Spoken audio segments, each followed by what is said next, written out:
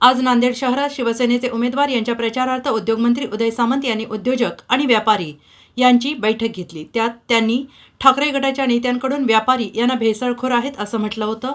त्याचा त्यांनी निषेध केला आणि हा महाराष्ट्र शेतकरी, व्यापारी आणि व्यावसायिकांच्यामुळे आर्थिक क्रांती करू शकला असंही ते म्हणाले आहेत। व्यापाऱ्यांसोबत अतिशय चांगल्या पद्धतीची बैठक झाली। त्यांना देखील आवाहन केलं की सगळ्या व्यापाऱ्यांचा सन्मान हा महायुतीच्या सरकारनं कायमस्वरूपी केलेला आहे। आमच्या मुख्यमंत्र्यांनी, उपमुख्यमंत्र्यांनी केलाय।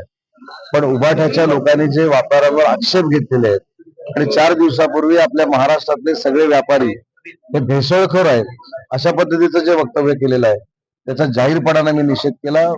शेतकऱ्यांमुळं, व्यापाऱ्यांमुळं आणि उद्योजकांमुळं महाराष्ट्रामध्ये आर्थिक क्रांती झालेली आहे। महाराष्ट्र जो आर्थिक क्रांतीच्या दृष्टीने वाटचाल करतोय त्याच्यामध्ये या सगळ्या घटकांचा समावेश आहे। अशा व्यापाऱ्यांवर भेसळखोर हा शब्दप्रयोग वापरून टीका करणं हे फार निंदनीय आहे। साहेब, शेवटच्या टप्प्यात प्रचार आलेला आहे, महायुतीची काय रणनीती आहे?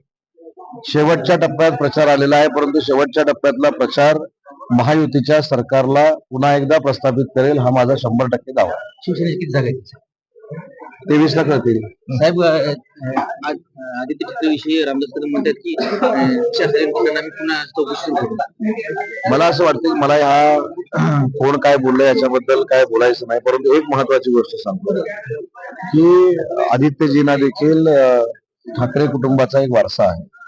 काल त्यांनी जे रत्नागिरीमध्ये येऊन बर्फाच्या लाद्यांवर आम्हाला टाकू अशा पद्धतीचं वक्तव्य केलेलं आहे ते फार चुकीचं आहे आणि याच्यातच मग टीका टिप्पणी होत असते। प्रत्येकानं संयम बाळगला पाहिजे।